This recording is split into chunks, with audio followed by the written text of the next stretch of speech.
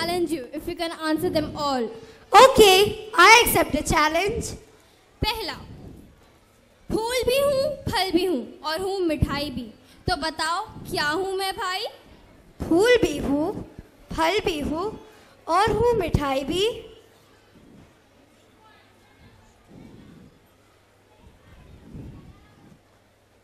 गुलाब जामुन। बिल्कुल सही जवाब। दूसरा, लाल डिब्बिया में पीले खाने, खाने में मोती के दाने। लाल डिब्बिया में पीले खाने, खाने में मोती के दाने।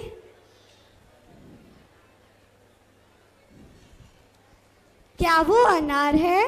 बहुत खूब। तीसरा, पैर नहीं है चलती रहती, दोनों हाथों से अपना मुंह पोंछती रहती।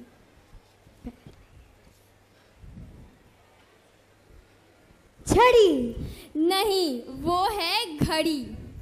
चौथा, जल से भरा एक मटका, जो है सबसे ऊंचा लटका, पी लो पानी है मीठा, जरा नहीं है खट्टा। जल से भरा एक मटका, जो है सबसे ऊंचा लटका, पी लो पानी है मीठा, जरा नहीं है खट्टा। नारियल। बिल्कुल सही जवाब।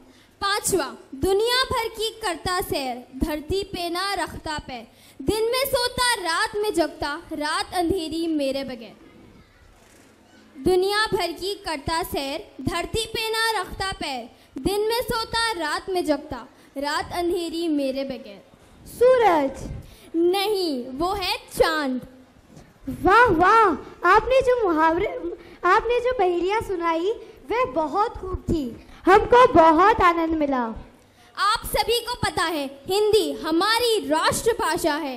हम अपने जीवन में हिंदी भाषा का उपयोग करते हैं। आज आप सबके सामने 8वीं कक्षा से हिफ्जा पर्यावरण संरक्षण पे अपने विचार प्रस्तुत करेंगी। अस्सलामुअलैकुम वरहमतुल्लाहि वबरकातुहू। माननीय अतिथि महोदय, प्रिंसिपल महोदया, शिक्षक और मेरे प्रिय सहपाठियों, आप सभी को शुभ संध्या। आप सभी उपस्थित जनों को MS creative school Mumbai Mira Road की ओर से इस अखलाक शो पर तहे दिल से स्वागत करती हूँ। पर्वतों की तरह ऊंचे बनते जाओ, जीवन में आगे बढ़ते जाओ, सूरज की तरह सवेरा करते जाओ, जीवन में कुछ नया बदलाव लाते जाओ, पेड़ों की तरह दूसरों की मदद करते जाओ, गगन को तुम छूते जाओ, प्रकृति तुमको सीख है देती, खुशहाल जीवन की सीख है देती जाओ। आज हम बहुत ही खुशी के साथ आप सभी को ये बताना चाहते हैं कि आज हम सभी इस महान उत्सव पर हमारे पर्यावरण के लिए कुछ अच्छा करने के लिए एकत्र हुए हैं।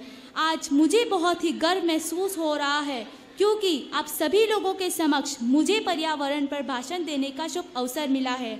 आज अपने आधुनिक युग के आनंद और आराम के कारण हम अपने पर्यावरण को नष्ट करते जा रहे हैं। हम सभी जानते हैं कि एक संतुलित पर्यावरण के बिना मनुष्य का जीवन इस धरती पर खत्म भी हो सकता है, परंतु तब भी हम अपने पर्यावरण के संरक्षण के विषय में नहीं सोचते। प्रकृति और पर्यावरण भोजन, पानी, घर जैसी आवश्यक वस्तुएं मनुष्य को प्रदान करता है, परंतु इन सभी ज़रूरतमंद चीज़ों के बदले हम अपने पर्यावरण को क्या दे रहे हैं? मात्र प्रदूषण, ग्लोबल वार्मिंग जैसी बुरी चीज़ें। आज सभी मानव संसाधनों को खराब करने के लिए मानव ही जिम्मेदार है। मनुष्य के आधुनिक जीवन शैली के कारण ही प्रकृति पर नकारात्मक प्रभाव हो रहा है, जिससे अंत में हम मनुष्यों को इसकी असुविधाओं को झेलना पड़ रहा है। हम अपने व्यस्त जीवन के कारण हम अपने वातावरण की देखभाल को पूर्ण रूप से भूलते जा रहे हैं। अपने वातावरण को अच्छा और स्वस्थ बनाने के लिए और प्राकृतिक संसाधनों को बचाने के लिए हम सभी को जिम्मेदारी लेनी होगी। लगातार बढ़ती जनसंख्या जो सबसे ज़्यादा पर्यावरण के विनाश का कारण बन रही है। जैसे जैसे लोग बढ़ रहे हैं, लोगों के रहने के लिए घरों की आवश्यकता हो रही है। ऐसे में मानव ज़्यादा से ज़्यादा पेड़ काटने लगे हैं। इससे पर्यावरण का संतुलन बिगड़ रहा है और ग्लोबल वार्मिंग जैसी चीज़ें जन्म ले रही है। आज हम सभी को जिम्मेदारी लेनी होगी। आज पेड़ों को बचाने के लिए समय समय पर वृक्षारोपण करना बहुत ही आवश्यक है। हम मनुष्यों को ये समझना होगा कि अगर हम एक पेड़ काटते हैं तो उसके बदले 4 या 5 पेड़ और लगाए। ताकि आने वाले समय में मनुष्य को पेड़ की कमी न हो। हमारी पृथ्वी पर पर्यावरण और जीवन के बीच चल रहे प्राकृतिक चक्र में किसी भी प्रकार की गड़बड़ी या बदलाव मनुष्य के अस्तित्व के लिए सबसे बड़ा खतरा है। आज लोगों के साथ साथ सड़क पर लाखों गाड़ियां दौड़ने लगी है, जिनके कारण होने वाले प्रदूषण से भी पर्यावरण दूषित हो रहा है। हमें जल्द से जल्द इन तरह तरह के प्रदूषण को दूर करने का प्रयास करना होगा। इसके लिए हमें सबसे पहले अपने घरों, मोहल्लों, विद्यालयों से इसकी शुरुआत करनी होगी और लोगों को पर्यावरण संरक्षण के विषय में जागरूक करना होगा। भारत सरकार ने national clean air programme NCAP तैयार किया है, जिनमें ज़्यादा से ज़्यादा शहर को मिलाया है जो ग्रीन पीस शहर में आते हैं।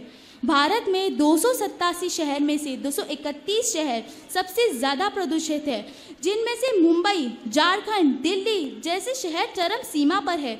सबसे कम प्रदूषित शहर केरल है। परंतु लोगों को जागरूक करने से पहले हमें स्वयं इस बात को समझना और करना होगा कि कैसे हम अपने पर्यावरण की संरक्षण कर सके हैं। लोगों को इनके नकारात्मक प्रभाव जैसे बाढ़, सुनामी, अकाल जैसे विषय को समझाना होगा। लोगों को ये भी समझाना होगा कि वनों की कटाई, ग्लोबल वार्मिंग, पर्यावरण प्रदूषण जैसी अन्य प्राकृतिक आपदाएं कैसे उत्पन्न होती है और इससे हम पर क्या प्रभाव पड़ सकता है। आज लोगों को आज पर्यावरण को हमें पर्यावरण को बचाना होगा।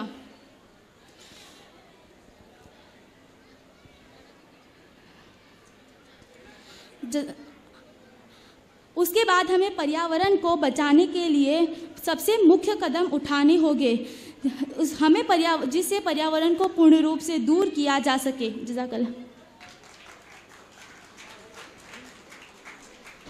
हाफिज़ा, आपके विचार बहुत महत्वपूर्ण है। हम सभी को पर्यावरण संरक्षण पर ध्यान देना चाहिए।